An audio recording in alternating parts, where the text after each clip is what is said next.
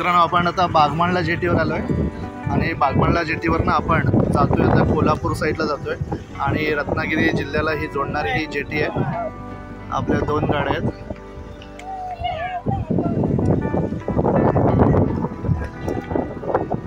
या फेरीबोटची कॅपॅसिटी 30 गाड्या राहतील एवढी कॅपॅसिटी आहे।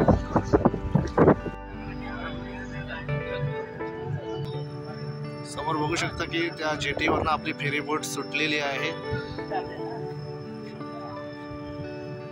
समोर जी जेटी दिसते ना, इथे फेरीबोट लागणार आहे आणि आपला प्रवास आता सुरू झालेला आहे।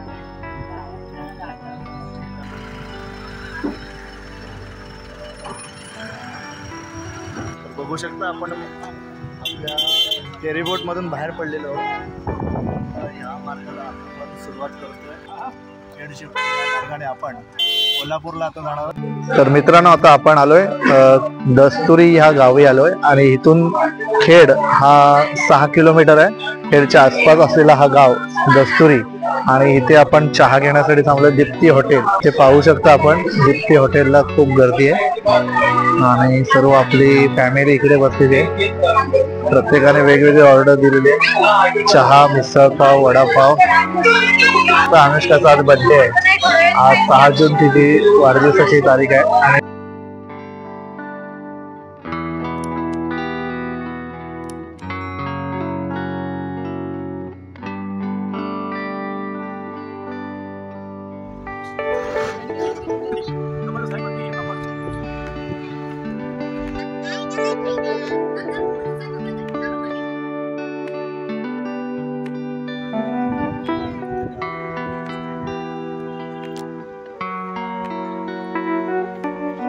रेल्वे स्टेशन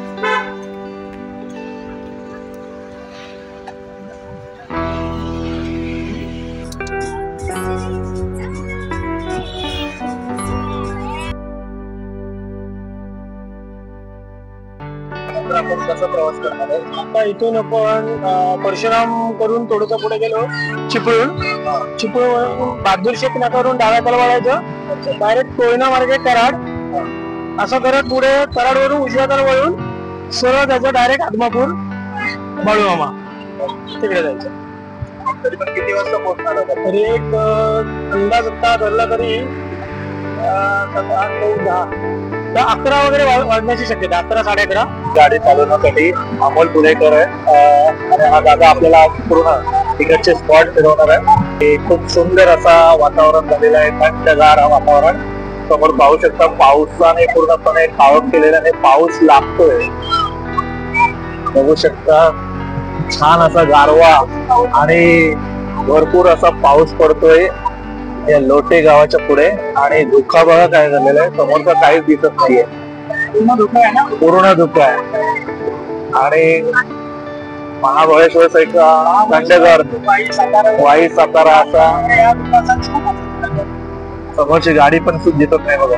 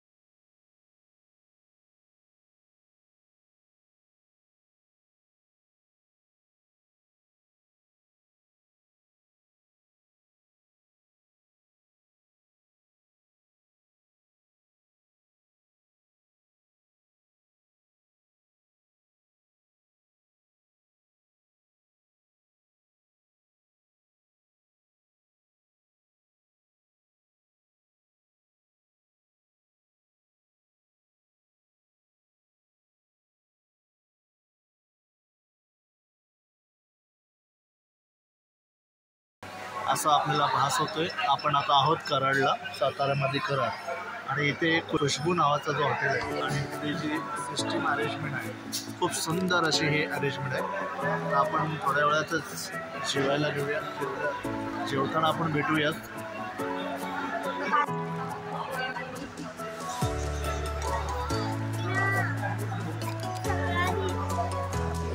तर मित्रांनो, आपण आपलं आत्ताच जेवण झालेलं आहे आणि जेवण झाल्यावर आपले हॉटेलचे मालक आहेत कुठले काय मयूर मोरे, ह्यांना आपण धन्यवाद देतो की खूप छान सर्व्हिस आणि जेवणाची क्वालिटी पण छान होती.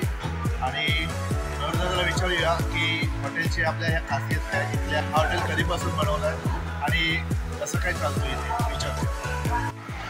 नमस्कार, मी मयूर मोरे, हॉटेल पुष्पो हॉटेलचं. हे हॉटेल ॲक्च्युली आमच्या आजोबांनी चालू केलं 1992 साली.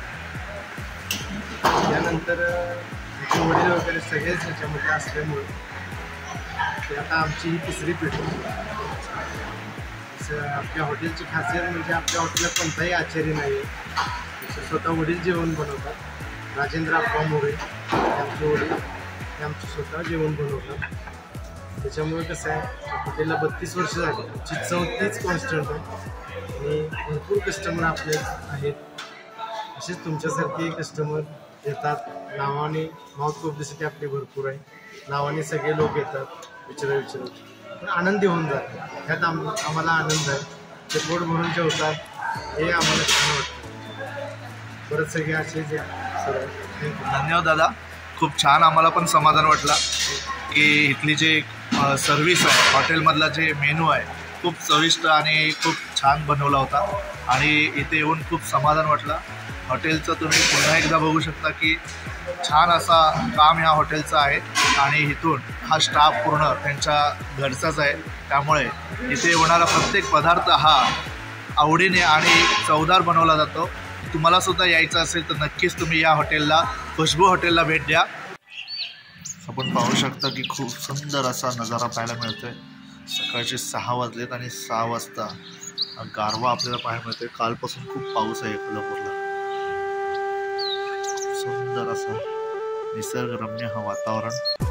आपण इकडे रूम घेतले, एकूण 4 रूम बुक केलेले आहेत. निघालो आम्ही सर्व महालक्ष्मीचं आता दर्शन घेण्यासाठी. सर्वजण आता ह्या गोविंदपुरम म्हणून हॉटेल आहे, त्या हॉटेलमधून आता आम्ही निघालो. जस्ट आता महालक्ष्मीचा दर्शन घेऊन पुन्हा एकदा इथे यायचं आहे.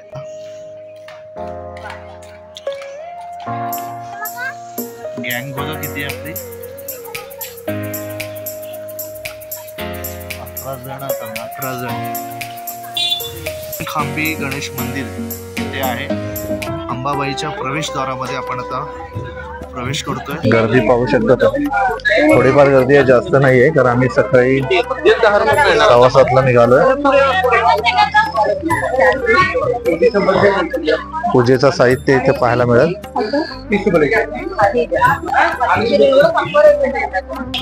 अंबाबाई मंदिराच्या मंडपात आपण आता पोहोचलेलो आहोत.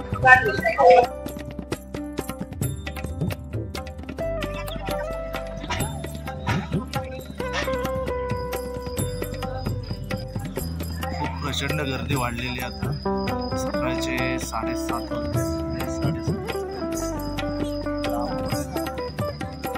दूरवर ही गर्दी पसरलेली पाहायला मिळते. या मंदिराचं काम किती सुंदर आणि देखणा नक्षीदार ह्याच्यावर काढण्यात आलेले आहेत. पुरातन काळातला जो मंदिर आहे त्याचा बांधकाम एवढा भक्कम आणि खूप सुंदर अशी नक्षीकाम केलेले आणि मजबूती एवढी आहे की किती हजारो वर्ष झाली तरी ह्याला काहीच होऊ शकत नाही. एवढा काम सुंदर आणि छान असं काम करण्यात आलेलं आहे, पाहू शकतो. इथे उतरण्यासाठी सीडी आहे आणि सीडीने आपण उतरतोय. मित्रांनो, नक्षीकाम बघा किती सुंदर आहे आणि मजबूती बघा किती आहे. छान असा हा बांधकाम पुरातन काळातला करण्यात आलेला आहे. रियांशीला लागले भूक आणि तोंड बघा काय केलं तिने.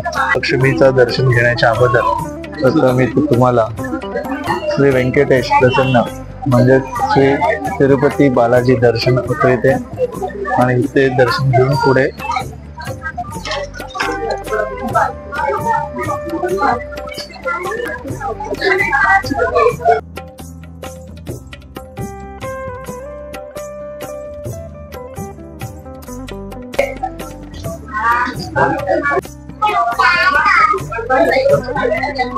आपल्याला या भिंतीवरती अनेक मूर्त्यांचं दर्शन होताना पाहतोय आपण. अनेक देवांचं दर्शन ह्या भिंतीवर आपल्याला होते, आणि मुख्य प्रवेशद्वार आपल्याला पुरातन काळातला जो मंदिर आहे त्या मंदिरातला आपल्याला श्री महालक्ष्मीचं मंदिर याचं दर्शन होताना दिसणार आहे. खूप छान मंदिर आणि पुरातन काळातलं हा मंदिर आहे. इथे आपल्याला पाय बघायला मिळतोय देवांचा, वरुण देवाची मूर्त पाहायला मिळते. त्यामध्ये कोरीवकाम बघा, देवांच्या मूर्त्या हुबेहूब असं काम इथे करण्यात आलेलं आहे. काय नक्षी केलेले पाहू शकता आपण, सुंदर असे नक्षी आपल्याला पाहायला मिळते. दर्शन घेऊन आल्यानंतर बाहेरच तुम्हाला सर्व प्रसादाचे तसेच तुम्हाला इतर वस्तूंचे तुम्हाला दुकानाची लगबग दिसणार आहे. पाहू शकता शेवटपर्यंत या देवीच्या सभामंडपात तुम्हाला प्रचंड गर्दी. आता आपण गारगोडी मार्गे आदमापूरला जातोय आणि कोल्हापूर आपण सोडल्यानंतर आपण जाऊ आदमापूरला बाळूमामाचं दर्शन घेऊ आणि तिथे आपण मित्रांनो पाहू शकता मागे जी बिल्डिंग दिसते ना, ही भक्त मंडप म्हणून व्यवस्था केलेली आहे. ज्यावेळेला अमावस्या असते त्यावेळेला इथे खूप गर्दी असते भाविकांची, आणि समोर जी बिल्डिंग आहे तिथे भाविक आपली लाईन लावत असतात, रांगा लावत असतात, आणि त्यांच्यासाठी ही इमारत उभी केलेली आहे. त्याच्या बॅक साईडला इकडे तुम्ही बघू शकता इथे बाळूमामाचा दर्शनाचा भाग आहे. इथे मंदिर आहे बाळूमामाचा. मित्रांनो बघतोय तुम्ही की आपण आता बाळूमामाच्या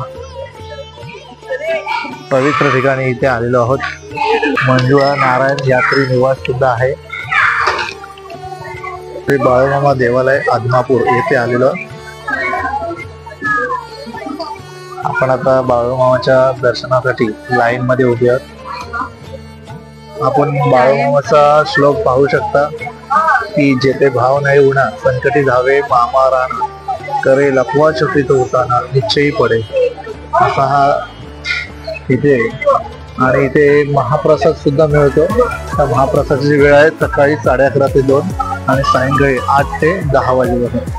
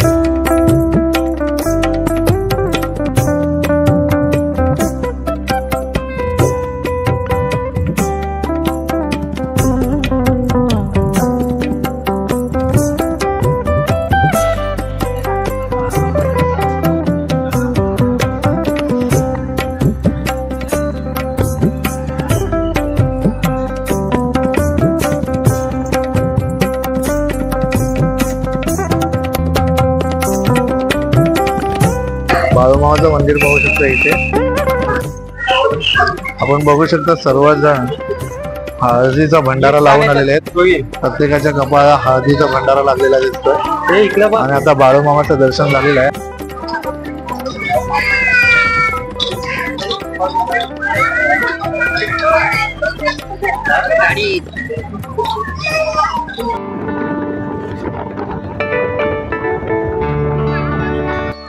मेदगे गावी असणारा बाळूमामाचा मूळ गावी असणारा हा मंदिर आहे. आणि हा मंदिर पाहतोय आपण.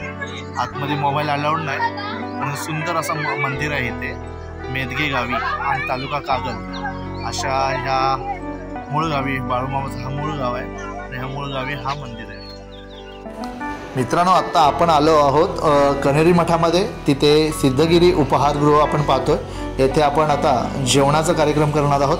त्याचप्रमाणे या कण्हेरी मठामध्ये आता या ठिकाणी या सिद्धगिरी उपहारगृहाच्या आजूबाजूला मोठमोठे म्युझियम्स, हॉटेल्स, मॉल्स अशा प्रकारे इथे अवेलेबल आहेत आणि त्याचप्रमाणे पार्किंगची सुद्धा व्यवस्था केलेली आहे. त्याचप्रमाणे आता आपण हॉटेलमध्ये जाणार आहोत आणि हॉटेलमध्ये गेल्यानंतर आपण पाहू शकता हॉटेलमध्ये आतमध्ये शिरल्याबरोबर तुम्हाला डाव्या बाजूला कूपन काउंटर दिसणार आहे आणि त्या काउंटरमध्ये कूपन सिस्टीम असणार आहे आणि आपण आता जेवण करणार आहोत. पण जेवण केल्यानंतर आपण ही व्हिडिओ इथेच संपवणार आहोत. याच्या पुढील जे मठातले जे काय कण्हेरी मठामध्ये खूप सुंदर अशी माणसाची जीवनशैली आहे ती स्टॅच्यूच्या म्हणजेच पुतळ्याच्या मार्फत उभे करण्यात आलेले आहे. तसेच प्राण्यांचं जीवनमान दाखवलेलं आहे आणि तसेच आरोग्याच्या संबंधित ही व्हिडिओ आहे. तर तुम्ही नक्कीच ही व्हिडिओ तुमच्यापर्यंत आणणार आहे. व्हिडिओच्या मार्फत तुम्हाला कण्हेरी मठातला सर्व दर्शन घडवणार आहे. तर नक्कीच तुम्ही व्हिडिओ बघा आणि व्हिडिओ आवडली तर नक्कीच लाईक, कमेंट, शेअर करा आणि त्याचबरोबर चॅनलवर नवीन असाल तर सबस्क्राईब करायला विसरू नका. तोपर्यंत बाय बाय.